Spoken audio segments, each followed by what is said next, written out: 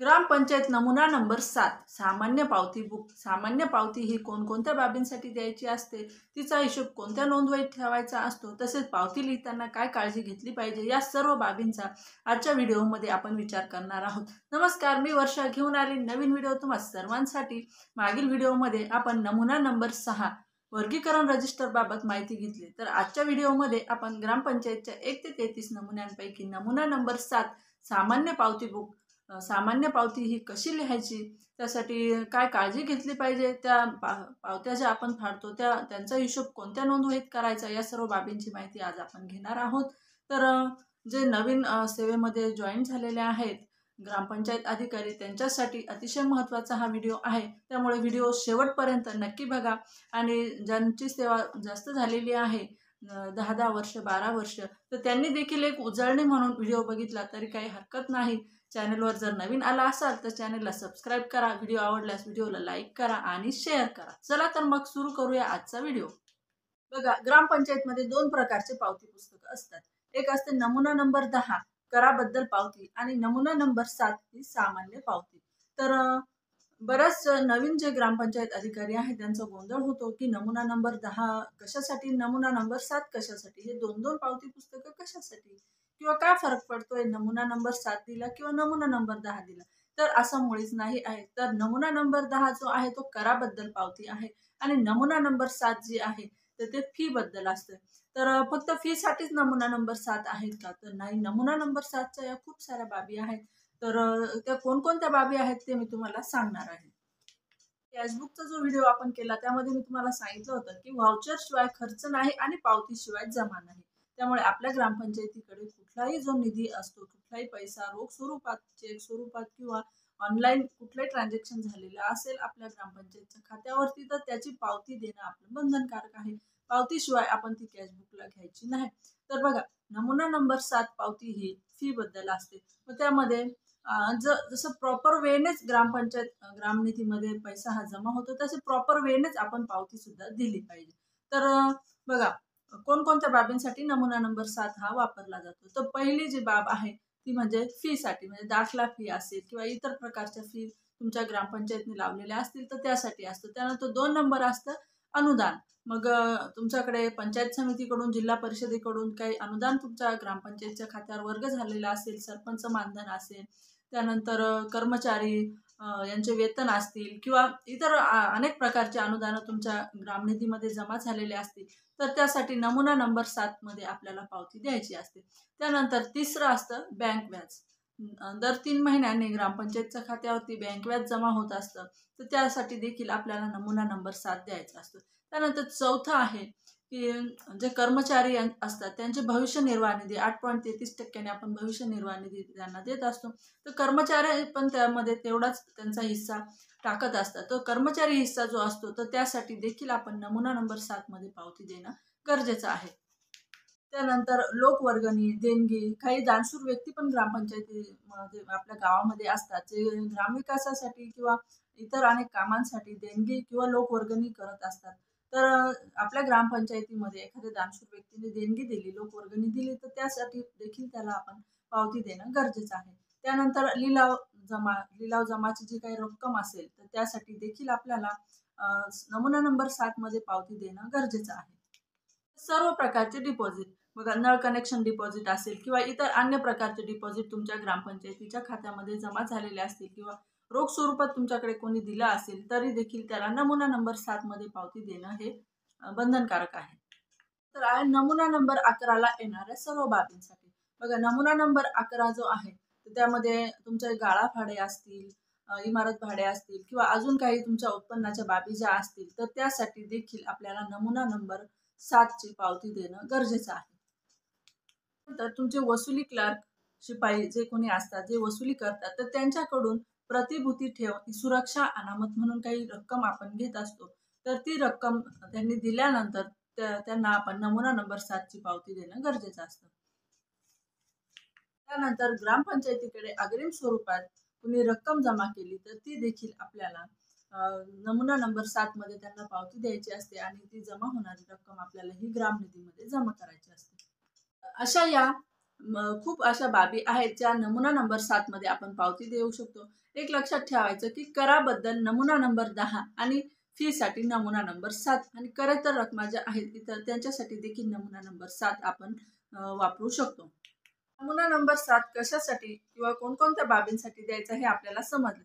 परंतु प्रत्यक्ष नमुना नंबर 7 लिहिताना, वापरताना काय काळजी घ्यायची ते आपण बघूया. तर पहिलं आहे की साक्षांकित करून वापरावे. तुम्ही नमुना नंबर 7चं जे पावती बुक आहे 1 ते 100 पावत्यांचं किंवा अजून जास्त तुम्ही जर घेतलेलं असेल, तर त्या प्रत्येक पानावरती ग्रामपंचायतचे गोल शिक्के मारून ते सीलबंद केलेले असावे आणि शेवटच्या पानावरती त्याचा की सदर पावती पुस्तकात 1 ते 100 पावत्या किंवा ज्या काही असतील त्या पावत्या असून सीलबंद केलेले आहेत आणि या आर्थिक वर्षासाठी वापरण्यात येत आहे असं त्याच्यावरती शिक्का मारून सरपंच, ग्रामपंचायत अधिकारी यांची स्वाक्षरी घेणे, तसेच मान्य गटविकास अधिकारी यांना देखील लेखी कळवणं आवश्यक आहे किंवा त्यांची देखील स्वाक्षरी त्यावरती घेणं गरजेचं आहे. म्हणजे कुठलंही पावती पुस्तक असेल, तुमचा नमुना नंबर 7 असेल, 10 असेल, तर ते तुम्ही साक्षांकित करून घ्यावे आणि नंतरच ते वापरायला सुरुवात करावी. नंतर आहे 2 नंबरचा आहे की दुहेरी कार्बन वापरावा.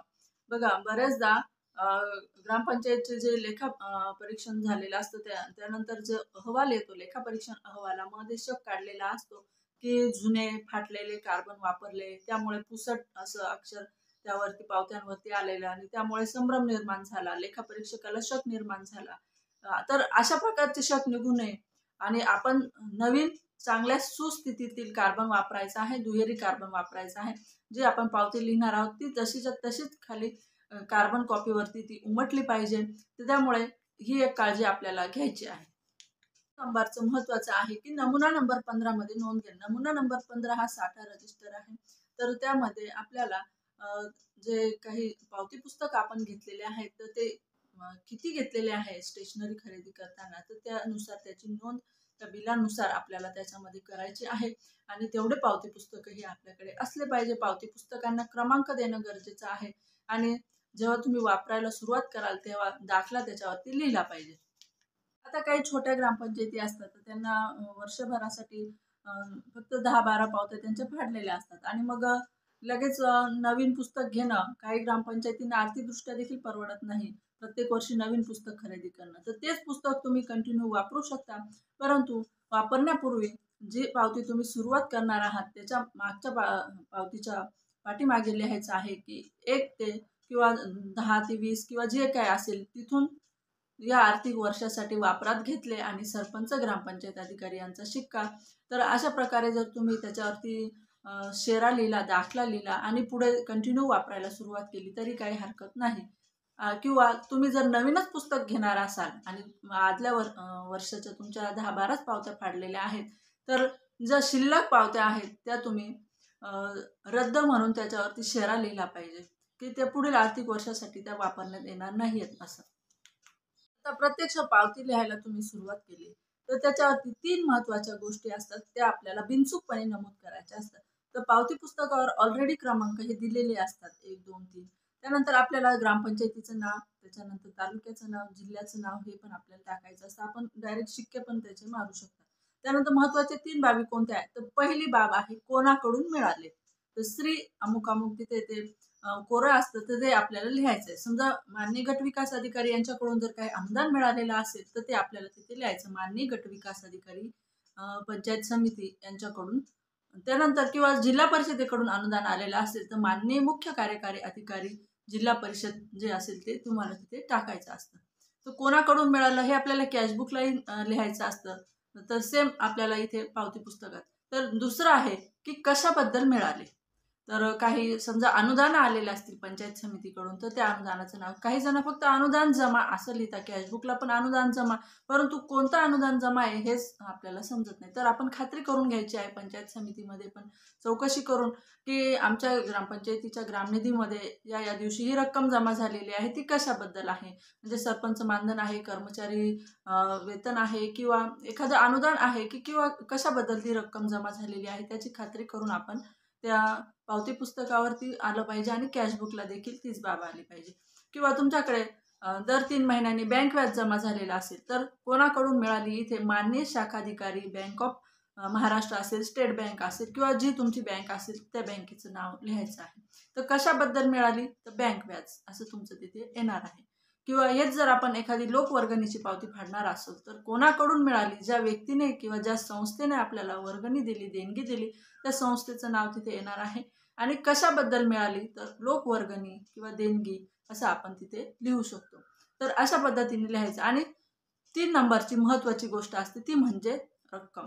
तर किती रक्कम मिळाली, तर ती अगदी बिनचूक आपल्याला लिहायची असते. ती अंकी आणि अक्षरी दोन्हीमध्ये आपल्याला ती लिहायची असते. आता समजा एखाद्या वेळेस पावती लिहिताना आपल्याकडून चुकलं, खाडाखोड झाली, तर गिरवागिरव करायची नाही, फार खाडाखोड तिथे करायची नाही. तर ती पावती रद्द म्हणून आपण तिच्यावरती काट मारायची आहे आणि पिन लावून ती पावती तशीच ठेवून द्यायची. तर काही जणांना सवय असते लिहिताना चुकलं की पान फाडायचं. असं कृपया असं करू नका. कॅशबुकचे देखील आपण जे आहे पेजिंग केलेलं असतं. पूर्ण 1 ते 100 किंवा 200 जे तुमचे कॅशबुकचे पानं असतील तर ते आपण पेजिंग केलेलं असतं. नमुना नंबर 7ला देखील पेजिंग असतं. त्यामुळे कृपया पानं फाडू नका. म्हणजे पावती बिनचूक लिहिली तर समोरच्या व्यक्तीला देताना ती फाडावी लागते. तर एक कार्बन कॉपी आपल्याकडे असते. परंतु पावती लिहिताना चुकली, खाडाखोड झाली म्हणून पावती फाडायची नाही, रद्द म्हणायचं, त्याच्यावरती तिरपी रेष मारायची आणि पिन लावून ती पावती त्या पुस्तकात तशीच असली पाहिजे. म्हणजे मूळ पावती प्लस तुमची कार्बन कॉपी या दोन्ही पण पावत्या तिथे असल्या पाहिजे आणि तुम्ही नवीन पावती मग फ्रेश लिहायला सुरुवात करायची. तर अशा प्रकारे चुकलं तरी काय हरकत नाही. आइन्स्टाईन म्हणतात, a person who never made a mistake never trying anything new. चुकत चुकत माणूस शिकत जातो. त्यामुळे चुकलं तरी हरकत नाही, चूक मान्य करायला शिका. लेखा परीक्षणामध्ये चूक लपवणे हे फार महागात पडू शकतं आपल्याला. किंवा कॅशबुक लिहिताना किंवा नमुना नंबर 7 पावती लिहिताना चुकलं, मग व्हाईटनर लावणे किंवा गिरवागिरव करणे, तर हे असे प्रकार आपल्याला करायचे नाही. चुकलं ठीक आहे, चूक आपण मान्य करायची आहे, ती पावती रद्द म्हणून सोडून द्यायची आहे आणि नवीन पावती आपण लिहायची आहे. नमुना नंबर 7 कोणकोणत्या बाबींसाठी द्यायचा, नमुना नंबर 7 लिहिताना काय काळजी घ्यायची हे आपण बघितलं. आता नमुना नंबर 7च्या नोंदी कोणत्या नोंदवहीत घ्यायच्या, कोणत्या रजिस्टरमध्ये घ्यायच्या असतात, तर बघा आपण जेवढ्या काही पावत्या फाडत असतो, नमुना नंबर 10 असो 7 असो, त्या दैनंदिन आपण नमुना नंबर 5 दैनिक रोकड वही आपण लिहित असतो. तर त्यामध्ये यांची नोंद आपलं घेणं क्रमप्राप्त आहे. त्यानंतर लिहित असतो आपण नमुना नंबर 5 सामान्य रोकड वही, दैनंदिन आपलं जे कॅशबुक असतं त्यामध्ये त्या नोंदी येणार आहे. म्हणजे बँकेत तुम्ही ती रक्कम जमा केल्यानंतर आपण किती पावत्यांची रक्कम तुम्ही जमा केलेली आहे, नमुना नंबर 7 पावती क्रमांक अमुक अमुक ते अमुक अमुक पर्यंत जमा, कशाबद्दल जमा, मग ते आपण तिथे लिहायचे आहे. लोकवर्गणी असेल, अनुदान जमा असेल किंवा काय असेल ते. तर हे आपण तिथे कॅशबुकला पण आपल्याला नोंदी त्या घ्यायच्या आहेत. आणि कॅशबुक नंतर आपसुकच त्या नोंदी आपल्या जाणार आहेत नमुना नंबर 6 वर्गीकरण रजिस्टरला.